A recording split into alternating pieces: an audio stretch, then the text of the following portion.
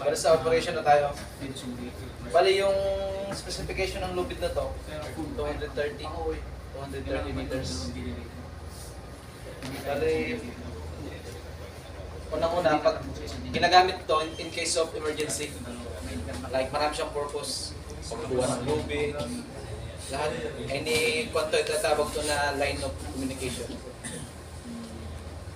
First things first, tanggalin itong takip. Ito yung rocket na tinatawag. Ito, projectile. Ito yung tali. Anong tali kasi?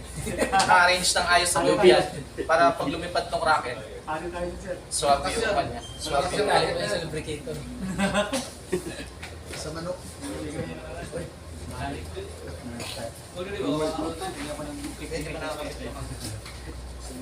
Uy, igniter para hindi mag-fire. Ito yung clean mo yan. Bale yung kanyang, para mag-ignite yung rocket, ikakabit yan dito. Ituturo ko lang ito, para sa headset. Pasok lang dito. Bale meron ditong battery reaction para ma-trigger yung rocket. Bago siya ma-trigger, may delay ito na 5 seconds. Para mas maganda, may actual video ako dyan na based on our experience sa aking laptop.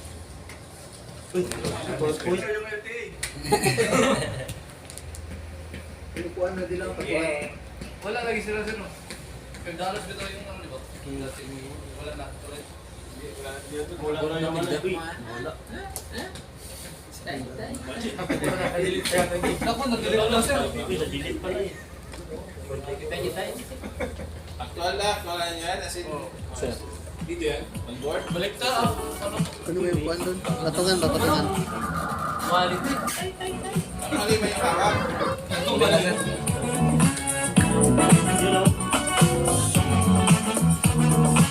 Makikita. Mga nakakilala, kakilala nyo. Uy, siko ano? Bali, makikita nyo dito kung ano yung mga pagkakamali, paghawak ng device, tapos lang. Excuse. Uy, si Idol. Yung patungan doon lang. Sige na lang pagkuhan. Yung throwing apparatus. Once na hit pinulot ng trigger, meron tong delayed na 5 segundo. Uy! Uy! Nako, ba't mo? Walang tali ito, kinuha na yung tali. Ayun kung makikita nyo, malakas yung backpedal nyo. Yan, halos. Sabog talaga yung harap niyan. Maapoy pala yung harap. Mahina siya. Ito niya kasi expect.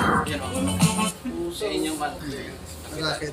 Pero dyan na kasi sa base na yan, pumalag yung kamay niya tapos walang lubid kaya naging balance yung rocket. Kaya Hindi po pa manual. Hindi naka 45 degrees. Hindi 20 degrees. Uh, Hindi yan 45. Kaya na pumalag yung kamay niya eh.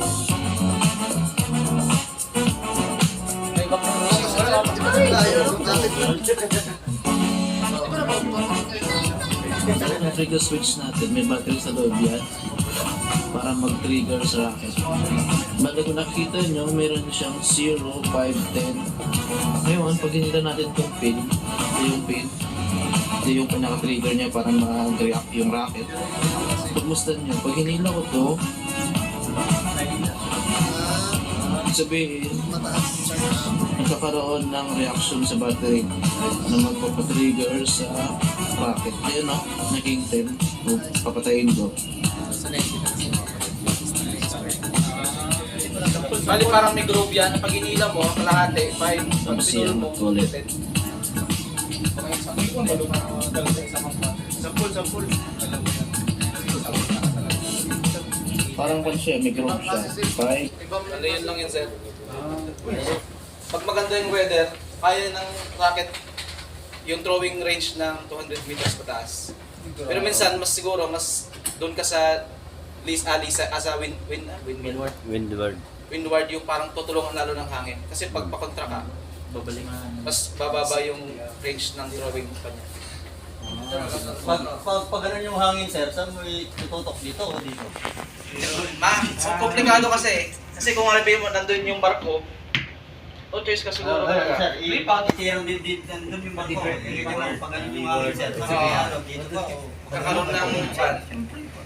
Siguro itansyahin mo na rin, lagyan mo na ng headphones mo na para pag tinamaan ng hangin. Walang ano yun, sir. Minsan sa strong weather, Ipapair mo with the wind.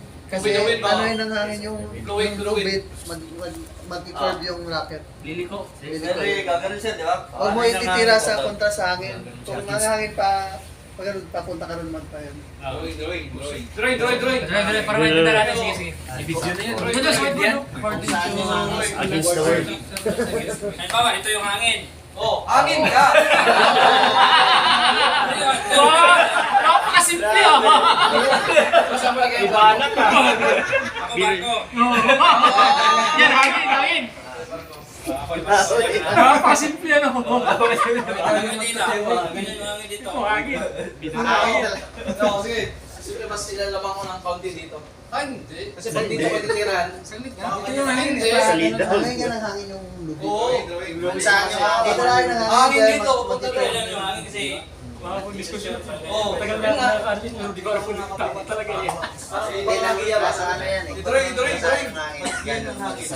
Tatamaan niya yung lubid ganun. Gagano'n. Babakli yung papunta doon yung hangin. Isang mo dito. Ito yun.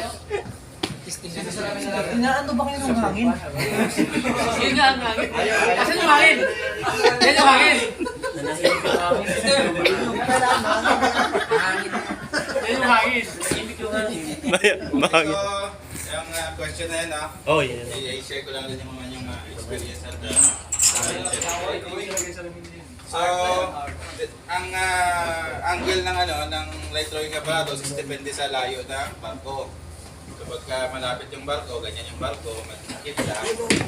So, as much as possible, pwede mo na direkta. Kasi hindi na masyado apektado ng hangin, no? Kung short distance na siya. Pero sa question na medyo malayo yung barko at malayo yung hangin, Binagatan. malakas yung hangin. Pangungana dito si Paab. Kasi malakas yung hangin.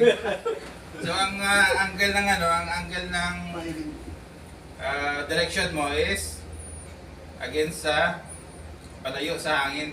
Kasi once na humaba na yung lubid, mag-a-up yung hangin, itutulak niya, papalik ng ganun. Magte-turn kasi mag-a-up yan dito sa lubid eh. Mag-a-up yung hangin, kaya aarap siya sa hangin yung rocket. Yan. So yun yung hinihinga niya. Pero, hindi pa rin, sir. Grabe yung Ayaw niya.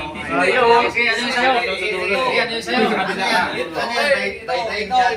Ikaw, rescuer ka. Ikaw yung rescuer, ikaw to. Ito yung victim. Hindi mo pwedeng direkta tamaan yan, sabog yan. So dito malapit-lapit lang para maano sila hindi matamaan tumakbo. Hindi sa tamaan. Parang yung pinatatamaan kanina eh. Hindi tamaan to eh. Hindi naman rescue eh. Depende. Dapat maganda sobra. Kasi kung tanker na... Sa barko naman natin patamaan. Yung weight ng purpose. So hindi ka matamaan. Yung kasama basta nilili lang. Ano yun? May nakatayong tao tapos Shot mo. Hindi, yung malapit-lapit lang. Yung sa Basta ganun yung epekto ng hangin sa lubid. Kaya may Ano siya, Wilbert? May tama. Kaya dapat i-consider yung lakas ng hangin saka yung layo na target. Kung malapit natin, so natin. kung malapit eh, tirahin pa rin ganun sir. Parang nagtapo ng